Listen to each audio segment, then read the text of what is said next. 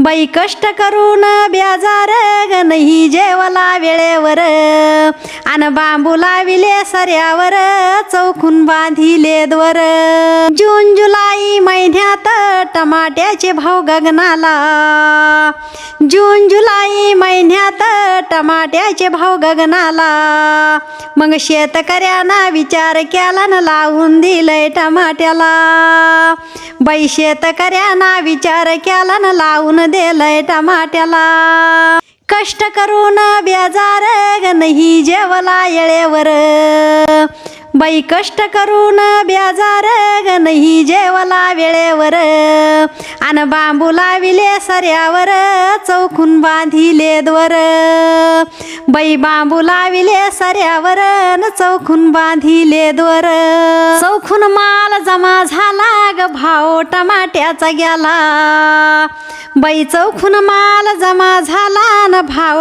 टमाट्याचा गेला मग शेतकऱ्यांना विचार केला न खर्च वसूल नाही झाला बाई शेतकऱ्यांना विचार केला न खर्च वसूल नाही झाला ट्रॅक्टर भरून गेला ग कोणी विचारी न त्याला ट्रॅक्टर भरून गेला ग कोणी विचारी न त्याला आणि आता संभाजी ग नगर मंदिर चिखल टमाट्याचा झाला बाई संभाजी ग नगर मंदिर चिखल टमाट्याचा झाला कष्ट करून बेजार नाही जेवला येळेवर आणि बांबू लाविले सऱ्यावर ग चौकून बांधिले दोर बाई बांबू लाविले सऱ्यावर ग चौकून बांधिले दोर आला काहीतरी बोलतायत बोला म्हणून. सरकारनं खत औषधाच्या किमती वाढल्या पण आमच्या मालाच्या किमती नाही वाढली. आणि एक गीत चालू असताना त्यांच्या डोळ्यातून पाणी आलं परंतु कॅमेऱ्याच्या समोर याला थोडंसं त्या लाजताय घाबरताय. टमाट्याचा चिखल दिसत होता मागच्या वर्षी सुद्धा आणि असं वाटत होतं की किमान यावर्षी शेतकऱ्याच्या मालाला भाव भेटन टमाट्याला भाव भेटन परंतु यावर्षी सुद्धा दुर्दैवाने तीच परिस्थिती आहे. आणि म्हणून मी मागाशी म्हणलं की आपल्याला फक्त शिकवलं उत्तम शेती मध्यम व्यापार आणि कनिष्ठ नोकरी. आत्ताच ताईने सांगितलं की एक 10-15 रुपये किलो भाव आहे टमाट्याचा आणि जवळपास 1 लाख रुपये खर्च होऊन गेला परंतु जो खर्च त्यांनी लावला तो खर्च सुद्धा आता वसूल होत नाही. त्यामुळं कसं वाटतं आई हे सगळी परिस्थिती आहे गीत तुम्ही जोडलं कसं सुचलं?